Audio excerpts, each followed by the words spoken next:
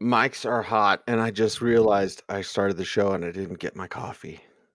Uh-oh. Oh no! Go get your coffee for the sake of all the wonderful people that are joining us right now. And well, actually, I mean, maybe it could be. I don't know what's it like when Cecil doesn't have his coffee. Well, let's see. You got a team, here's a word to the wise. You want to dominate your league? Go to football, guys. Football, I'm living in a fantasy. Football, got everybody mad at me. Football, cause every game I had to win. Football, I gotta be a champion. Football, I'm living in a fantasy. Coffee's for closers, and you want to close your fantasy season, even though it's week 7. You want to keep it going? Well, that's why we are here for you. Week 7 waiver wire show. It is the Audible. We've got quarterback injuries, plural, to get to. Monday injury rounds provided by Adam Hutchinson of footballguys.com. Ryan Tannehill's got an ankle injury, projecting a week 10 return. We'll see if they go to the kid or go to the other kid, Will Levis or Malik Willis. We'll talk about it in just a little bit. Justin Fields, the big one, the thumb injury, timeline TBD, unless we have anything like super up to the minute. But that's it for Chicago. So we're going to be talking about his backup. But first, in case he's out there, Bloom, upgrades, downgrades, waiver wire report. It is Sam Howell from Washington. He's playing good football, even though they're not using all their weapons. Oh, God, Right. Jahan Dotson, come on. Sam Howell is 12 to 25% this week. Yeah, and it's just like you said, a reminder. And I think that I'm always going by the Yahoo Public League. He's still not even close to 60%. And I guess I'll just use this moment to mention that Sam Howell's giving us a real gift where if he's poor, then he has to pass a lot in the second half and he has a good fantasy game. Last week, he only threw 23 passes, 3 of them for touchdowns, still had a good fantasy game. So when Washington's in control, he's been giving us good games. When Washington's not in control, partially because of him, he's giving us good fantasy games. So he continues to hang around. And against the Giants this week, I don't know if the Giants defense is good. I don't think they are. I don't know what happened Sunday night. Probably still inclined to go with Sam Howell. Over quarterbacks, there are probably some quarterbacks that he's been outperforming, and you're thinking, am I really going to start Sam Howell over whoever? Maybe this is the week to do it. Yeah, maybe it is the week to do it. We'll continue on, and there's all the 1%ers. Right. So take a deep breath, because Yeah. here's Tyson Bagent. Here's Brian Hoyer. I'll throw in a sixpence for Aiden O'Connell. Will Sure. Levis is there, and there is Malik Willis. So we kind of don't yet know what Tennessee's going to do, Exactly. but we are fixing to find out. And Cease, if we're being honest, we don't. And Jimmy Garoppolo, it sounds like they've avoided the worst case scenario. I don't expect him to play this weekend against Chicago. Both sides of this matchup, right? Could it be the rookie O'Connell? Could it be Hoyer, who wasn't bad? The offense didn't really lose a lot when Hoyer came in. In Chicago, will it be Tyson Bagent? Bagent had a rushing touchdown. Again, the pass offense didn't drop off that significantly, although obviously this is not good for DJ Moore. But he also threw an interception and fumbled. They go with Nathan Peterman with an entire week. It's interesting, Cease, to look at the team's thought process. Who's the backup on game day versus who do we start if we have a week to prepare? Is it Nathan Peterman, who was on the practice squad, or is it Tyson Bagent? I know Bears fans want to see Bagent. And then when we look at Tennessee, they say high ankle sprain. I don't think we're going to see Tannehill in week 8 coming out of the bye. Do you prepare Will Levis, or do you prepare Malik Willis, who in the end didn't really seem like he's taken a big step forward as a pocket passer? Of course, how can you behind that offensive line? So this is why Superflex leagues, 2 quarterback leagues, 6 teams on bye this week, Cease. 6 teams. So you might have to start Raiders quarterback or Bears quarterback this week. And we'll be watching all week to see who it is. We'll be watching all week for the running back injury report. And I even hate to say it, Bloom, but here we are dealing with Christian McCaffrey being injured again. Monday injury rounds, Adam Hutchinson, footballguys.com. It's an oblique, a rib injury, projecting a week 10 return for Christian. Boy, we got another 49er player that's banged up there as well. We'll get to him a little bit later. Ronnie Rivers, we do have clarity now. Tests have revealed he's going to IR, projecting a week 12 return. But you've got Kyron Williams, who's also banged up. So there might be a Matt Waldman favorite that is going to get some love. And then Damian Harris, neck injury timeline TBD. So yeah, week 7, known as the injury week. So we get to the running back position, and let's chop this thing up. You got Devin Singletary, 15 to 30%. All right, he's at the top. But there's Kareem Hunt at 12 to 25%. There's Jordan Mason at 10 to 20%. And hell, I'll throw in Jeff Wilson as well. Yeah. Our cover athlete for the thumbnail for our YouTube overlords. But a nice chunk at the top. But we got chunks of running backs to talk about this week. Running back churn. It's getting to that time in the season, and some of these running backs, you're overworking Christian McCaffrey, you're overworking Kyron Williams. Here we are. Starting with Devin Singletary, he's not getting opportunity because of injury. He's getting opportunity because the Texans have. What is it about Devin Singletary that teams can look at him and say, yeah, he's pretty good, but they won't give him work. Then they give him work and he's good. And then are we going to go back to the Buffalo model where he's going to go back to getting 7 carries? He's a good running back. So now what's that worth? Houston's going into the bye. Their running game should get better. Their offensive line should be healthier coming out of the bye, and things starting to gel in Bobby Slowick's running game. We've seen the passing game with CJ Stroud. Now, in no scenario does Devin Singletary get goal line carries primarily over Dameon Pierce. Their goal line carries are terrible. They're all met in the backfield anyway. But there's a scenario where this is a 50-50 backfield. I think there's a scenario where both of these guys are flex plays or matchup running back twos. So Devin Singletary is not going to save your season, but he can get you through the bye week gauntlet. Similarly with Kareem Hunt, he looks a little bit better. Kareem Hunt still doesn't look like 3 years ago Kareem Hunt. We're not going to get that Kareem Hunt again. But you did see him, he's getting goal line carries or short yardage carries. You did see him get a carry on a trick play where Harrison Bryant took the snap like it was going to be a sneak. And that's whenever Kareem Hunt scored. You're seeing him, of course, get his contributions in the passing game. It's still Jerome Ford as the lead back, but the share that's going to Kareem Hunt is getting larger. And this is a team with a great defense. This is a team that would love to have their running backs touch the ball 40 times in a game, right? So, again, not going to save your season, but can help you. And then we get to Jordan Mason, and we can throw Jeff Wilson in here too. And I really wrestle with this whenever I'm putting the waiver wire report together, Cease, because when you see San Francisco or you see Miami beside a running back, well, why isn't that running back the top priority? And I understand if you're just looking at season-saving potential, if you're just looking at league winner potential, a Jeff Wilson is a Raheem Mostert injury away. Raheem Mostert is basically the most valuable running back in fantasy football now that Christian McCaffrey's hurt. With Wilson and McCaffrey, so you have Kyle Shanahan hinting that he might be able to play this week, Cease. But it's week 9, the bye coming up, which is why Adam, I think, is very wisely. See, if you're doing the wise thing, Christian McCaffrey should sit for a few weeks. It's a long season. You have Super Bowl aspirations. Right. But if we wouldn't end up here in the first place if Kyle Shanahan was doing the wise thing, right? Why would you use up Christian McCaffrey in the first few weeks of the season like he did? So I don't know how to gauge what Shanahan's going to do. But here's another complicating factor, because we'll talk about Elijah Mitchell. Before Christian McCaffrey gets hurt, Elijah Mitchell gets 5 snaps and Jordan Mason gets 2. After McCaffrey gets hurt, Jordan Mason gets 15 snaps and Elijah Mitchell gets 2. Now, I would think that the simulation of who's going to start, who's going to be the primary back is, well, with the game on the line late, it was Jordan Mason. And Jordan Mason's also been outperforming Elijah Mitchell. However, there's also a possibility that you're ramping up Elijah Mitchell slowly.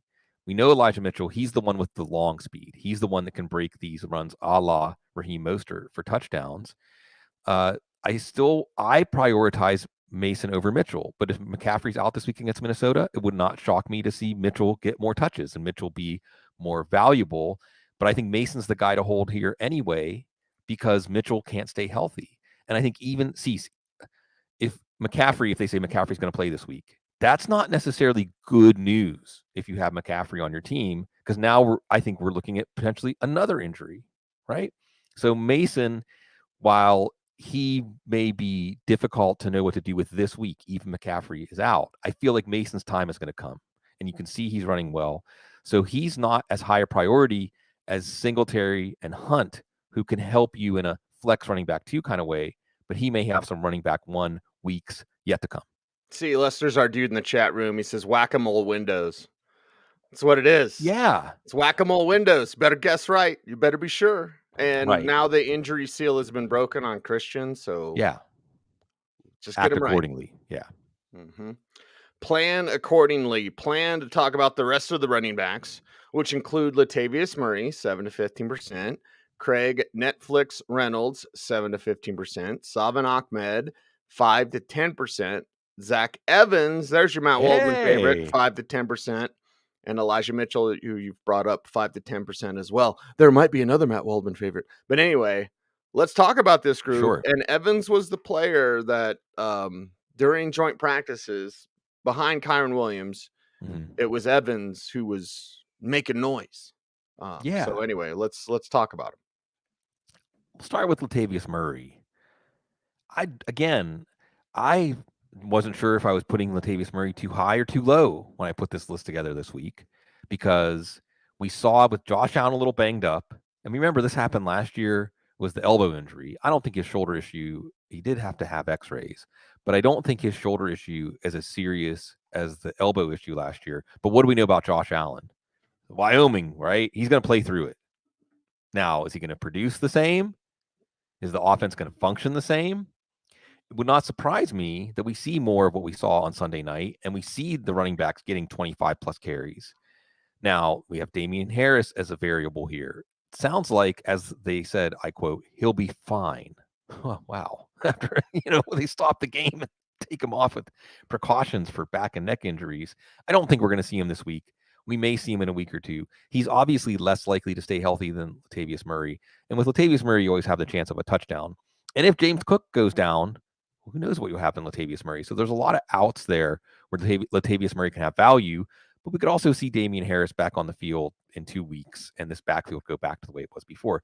Craig Netflix Reynolds. I want to say real quick, Cecil, because somebody asked, why do you all call him Netflix? I guess I forget that if I know something, that doesn't mean everybody knows it. But there's a great story about him in training camp 2 years ago when he made the team. And they call him Netflix because he was just sitting at home watching Netflix. I mean, that's the joke, right? He was just sitting at home watching Netflix when they called him up and said, come on to camp. And here he is, still in the NFL and potentially a starting running back. Jahmyr Gibbs didn't practice last week. So this week against Baltimore, yeah, Craig Reynolds is at least a what the heck flex. After that, I don't think David Montgomery's injury is that serious, and Jahmyr Gibbs should be back. Salvin Ahmed is the number 2 as of this moment. When Jeff Wilson's ready to play, he probably becomes the number 3.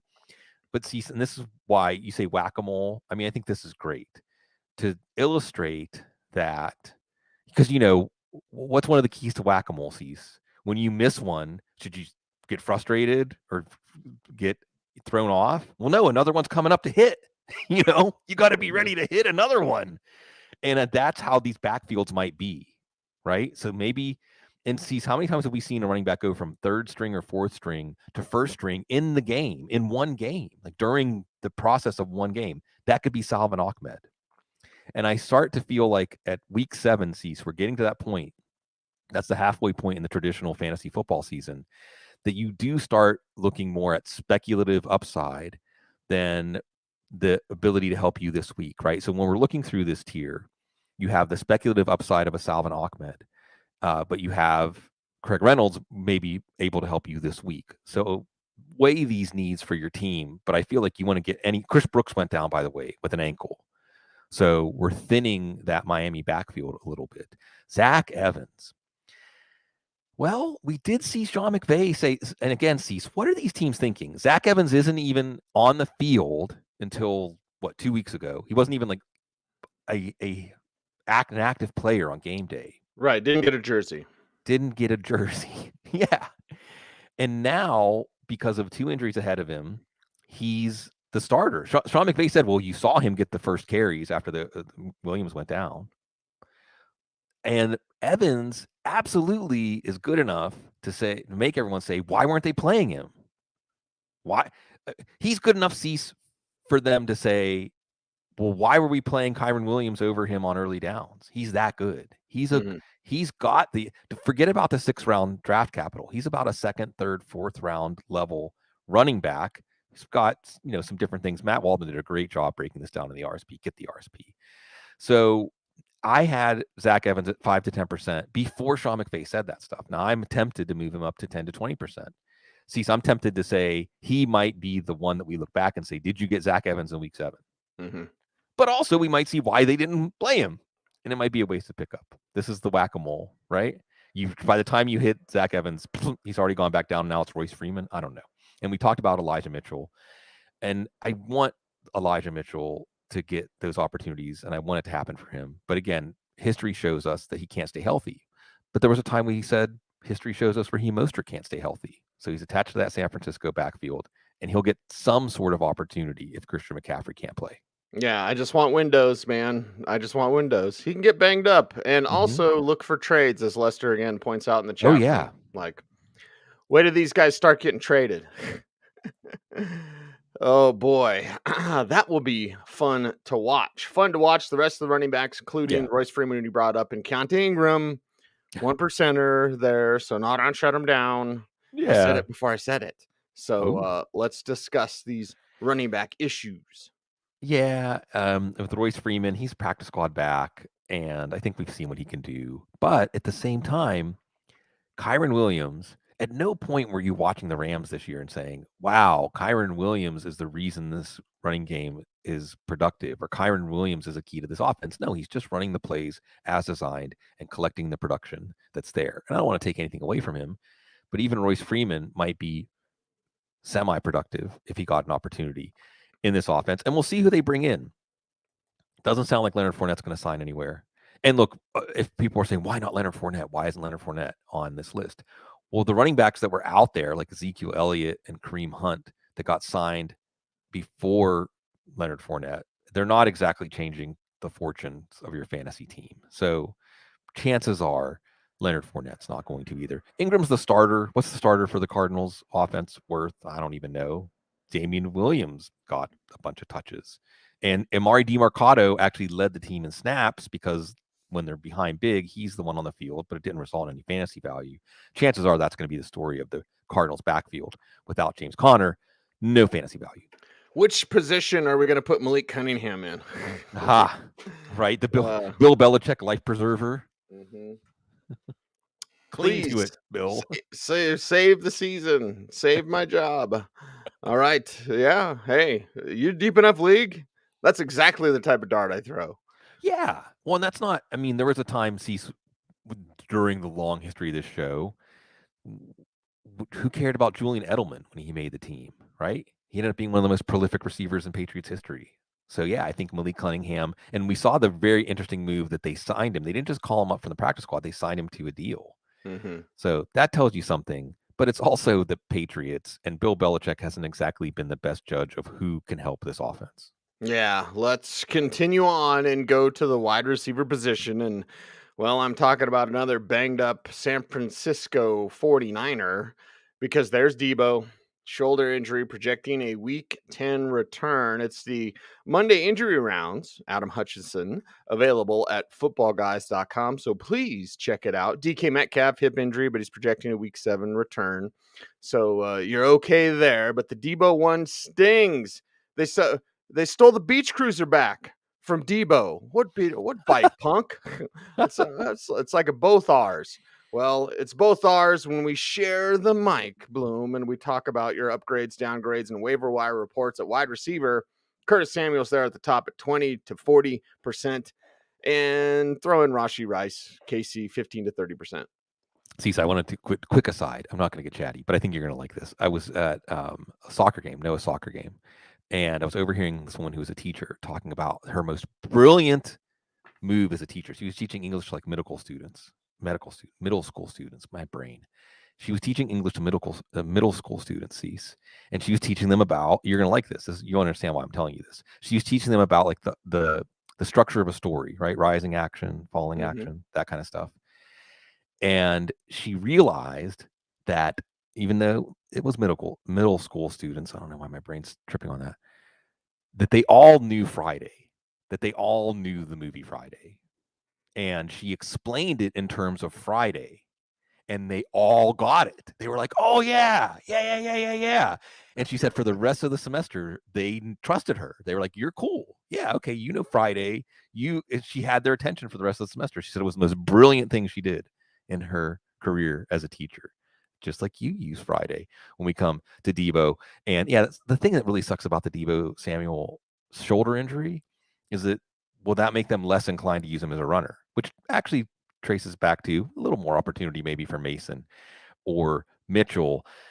I got Roshy Rice behind Curtis Samuel, but again, I wonder if you need somebody that you can count on week to week, if you're looking to spot in your lineup and you need to fill it, I think it's Curtis Samuel.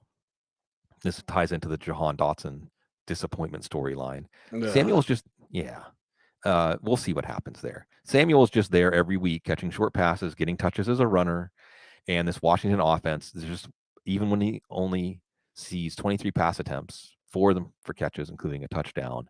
So Curtis Samuel's doing that for you. Whereas Roshy Rice, you have clearly he's the guy that deserves more targets out of this group.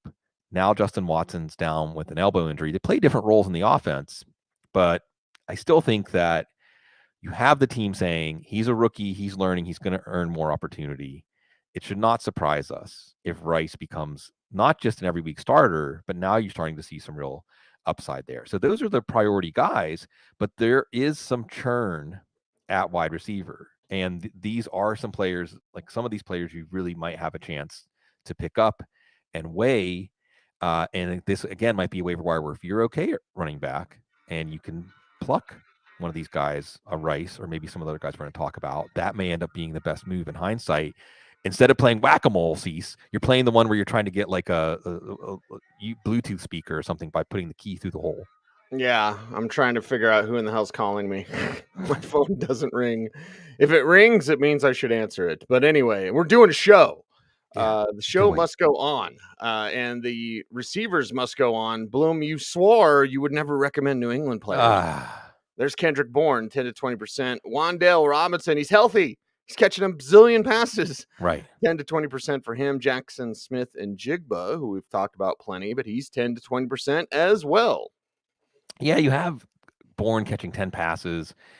So what is this going to be? Once every 5 weeks, Bourne has a big game, and then we can think that we can go ahead and pick him up and use him. Well, we'll see. I certainly think you shouldn't feel free to just leave him on the waiver wire, because what we saw last week was a little bit of a sea change in that doesn't make any sense, but a moderate change. Juju Smith-Schuster is out with a concussion, and then the rookies, Butte and Douglas, were not playing. So perhaps, and also Hunter Henry has an ankle injury. So maybe by necessity with injuries, Kendrick Bourne gets more targets, but also he is the most reliable receiver on this team. And just like Adam Thielen, we should come up with a name for this phenomenon, that a wide receiver who operates mainly in the short and intermediate range can really make hay in fantasy football just because that's the only thing that works in the offense, right? Isn't it? In a functioning offense, you don't need to throw 11 catches for Adam Thielen every week.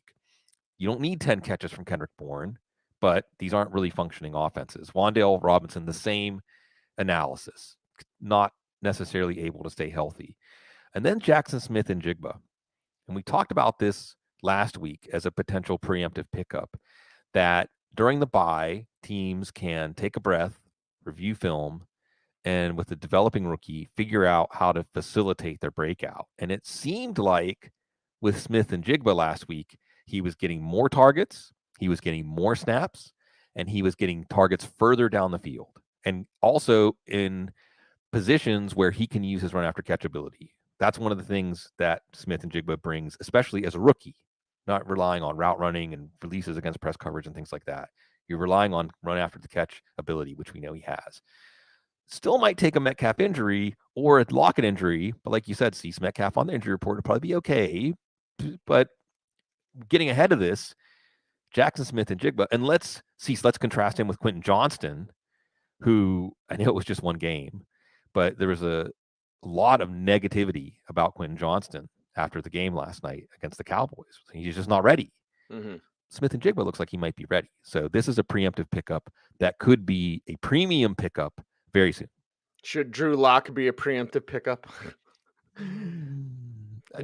Geno Smith is the classic, like he's the reason they're in it and he's the reason they lost.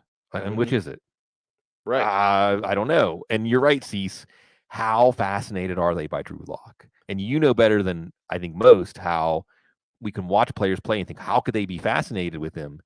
But different things fascinate coaches with quarterbacks than just how do they perform when the lights are on.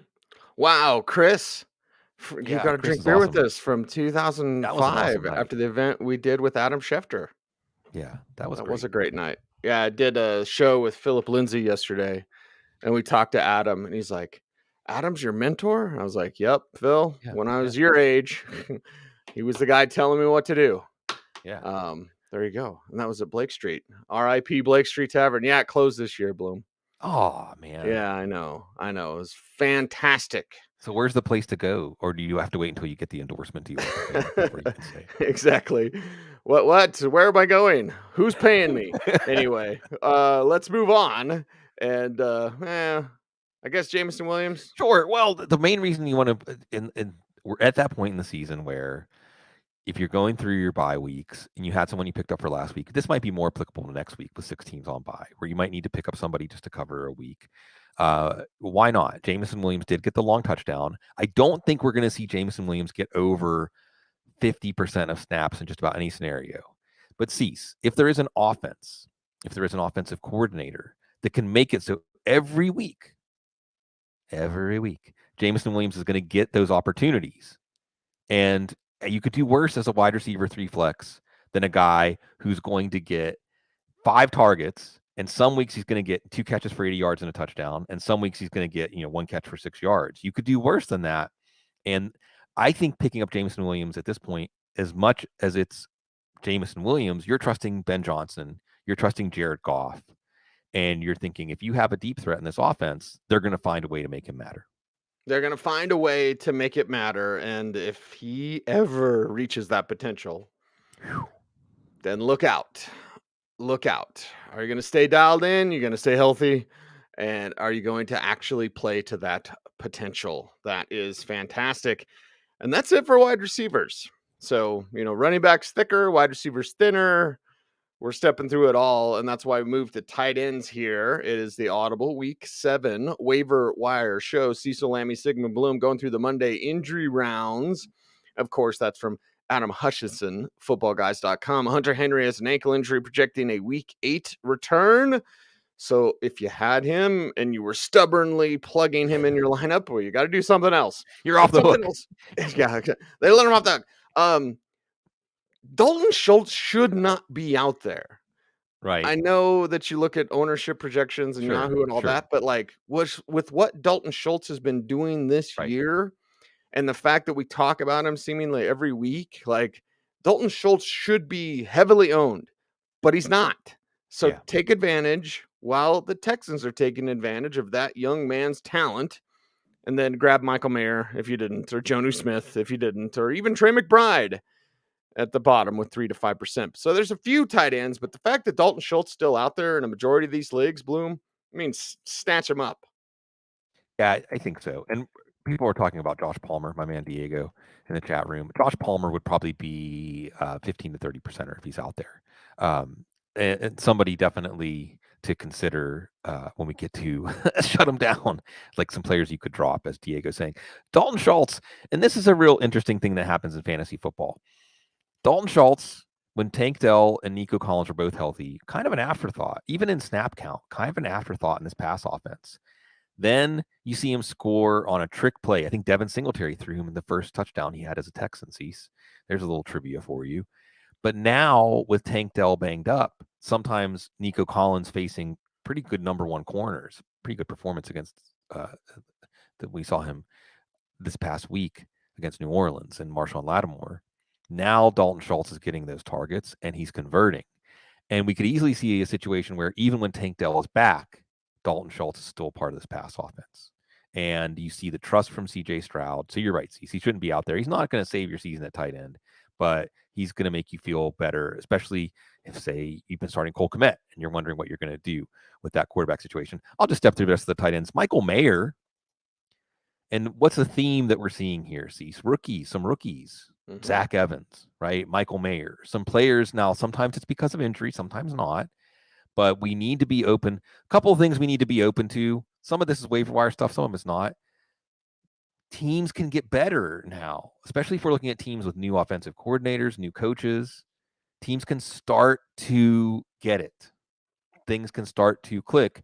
And with rookies, we can start to see them get to a point with the mental side of the game where they can really be trusted. And Michael Mayer was good last week, making things happen after the catch. And you could do a lot worse than playing him against Chicago this week. Johnny Smith's just not going to go away. Even when Kyle Pitts gets out of the gate hot and has 3 catches and a touchdown early, Johnny Smith still gets his touchdown, still gets his 4 catches. He's going to remain part of this passing game.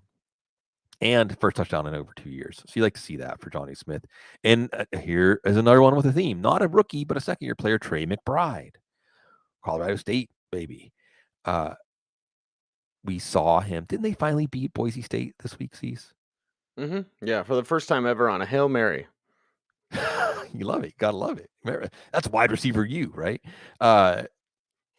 Trey McBride.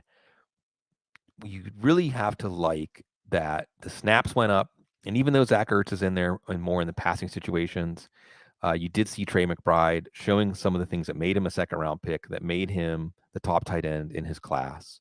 And he is one that you might not be as ready to trust as, say, a Dalton Schultz or a Johnny Smith, but he could easily surpass them. So this is more of a preemptive pickup, but one that could come on pretty quickly. Yeah, one that could come on pretty quickly is our next segment. And oh boy.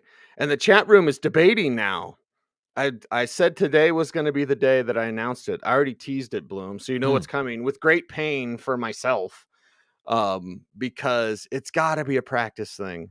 I haven't circled back with my Washington people, but it's got to be a practice thing, and you asked the question, why does someone like a Zach Evans, it's got to be a practice thing, right? Yeah. And on the flip side of that, when we're talking about Drew Lock, I'm like, he dazzles in practice. Right. And then he craps the bed in the game. Sorry, Joe. Right. Nah, it's a real thing, Cease. People need to know. There's such thing as like a practice player, and there's such thing as a gamer. And some gamers never get an opportunity if you're with the wrong coach. Yes.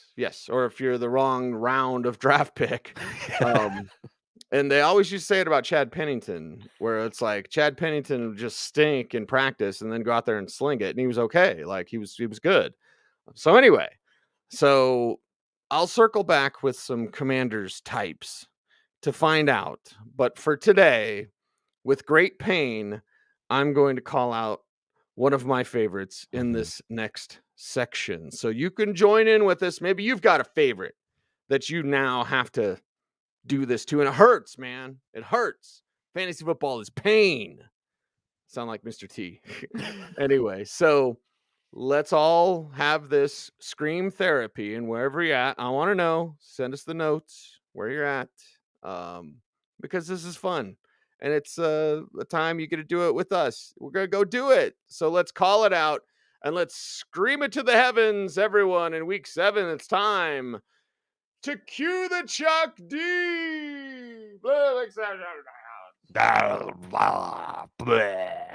Oh man, shutting them down. No, it's good. We're at that point, right? I think that Brock Purdy, you're going to drop for your priority guys, and that's assuming that Brock Purdy hasn't been someone you've been starting, just because you have the Deebo Samuel injury, you have the Christian McCaffrey injury, and it was Cleveland, and let's give Cleveland a lot of credit. But some of the shine is off of him. And I just think that you're going to see this offense not function the way it had before. I think that Russell Wilson is somebody that you're going to drop, not even necessarily for priority pickups. You saw him humbled by Kansas City. You know this team's going to do the fire sale. It's rebuilding time. You don't necessarily want that. There might be some garbage time game scripts for him because of the defense, but I would not count on that. He's not someone I'm holding very tight. Like I'm dropping him. If I got to drop Russell Wilson against Zach Evans, drop him. Ryan Tannehill, Jimmy Garoppolo, not necessarily you're holding them, but I think that, they're clearly drops at this point. Mari DiMercado, Dalvin Cook. And this is another reason why I'm not that excited to get Leonard Fournette preemptively because, well, what has Dalvin Cook done? Dalvin Cook was actually kind of coveted out there, it seemed. So Dalvin Cook now clearly the backup and not a very impressive backup. Let me go ahead and do tight end first. Greg Dulcich, he gets back out there. Same hamstring. Is it the same hamstring, Cease? I believe so, yeah. And it's Yeah. like, wait, is it the right hamstring? And my brain hurts. Either way, I had my the coffee, point is, either way, the point is, it's Greg Dulcich is going to be a hamstring injury. Zach Ertz, again, Trey McBride's overtaking him. Cole Kmet, you were waiting to hear on this Justin Fields thing. He dislocated his thumb and popped it back in there, which is wow. Justin Fields, he's a real one, but it's not broken, thankfully. But at the same time, it's also not exactly good. The ligaments, all that stuff that holds the thumb there. And we're talking about, see, so I know haven't we seen guys play with like a broken finger on their throwing hand or like a splint on one of their fingers on their throwing hand? Yeah, I think usually you not could play well. But exactly. So that's the thing when it's Tyson Bagent or Nathan Peterman, you might put Justin Fields back out there in a week or two. But I just don't know if I'm waiting around for Cole Kmet or Logan Thomas. Just the ups and downs. Again, if I have to drop a Logan Thomas to get a Zach Evans, I'm going to take a chance, or a Jeff Wilson. I'm going to take a chance there. Jahan Dotson. He got behind the defense and got a target. I thought it was a little bit of overthrow, but I guess it was a drop. But at some point, Cease, this is what shut him down is all about. It's just cathartic to say, and I understand people did this with Kyle Pitts earlier this year, to say it's someone else's problem. And in some ways, you're freeing him, right? It just would be the fantasy football way if now that everybody's like, that's it, really seriously, I'm done waiting around for Jahan Dotson. He's going to go off against the Giants, and he's going to be the biggest waiver wire pickup of next week. That's fine. That's the way of the whack-a-mole.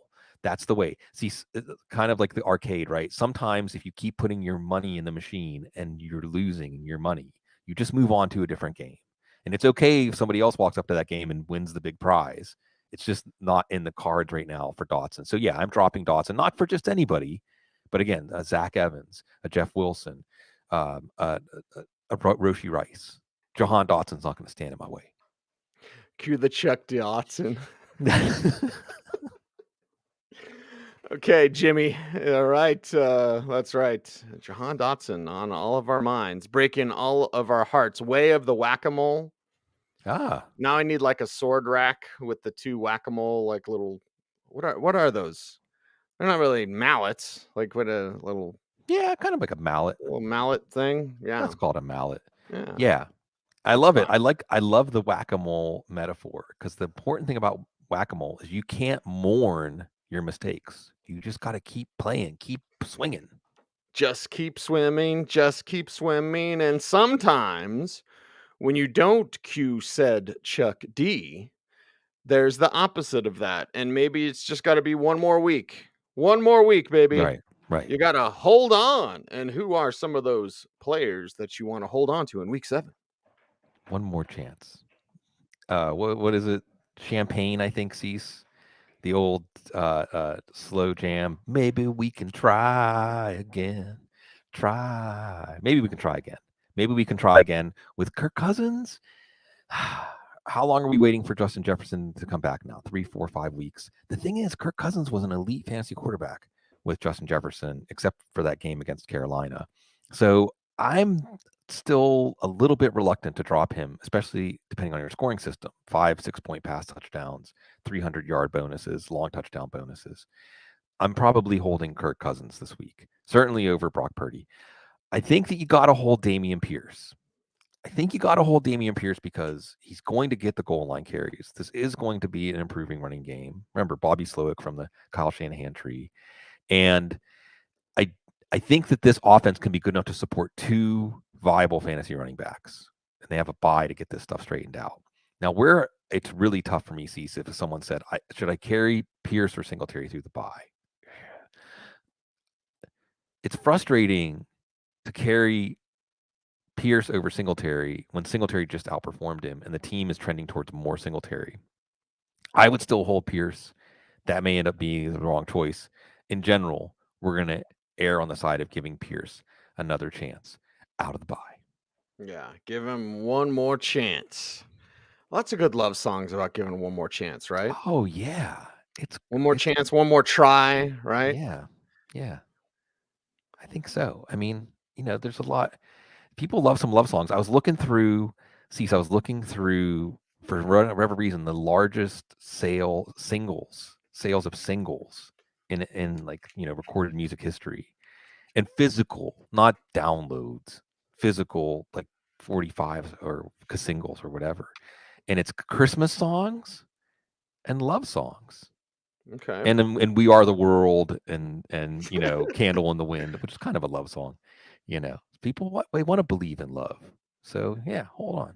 It's the most powerful emotion, most powerful energy in all of the universe. It's our love for you. Some segues just write themselves. Anyway, that's a wrap.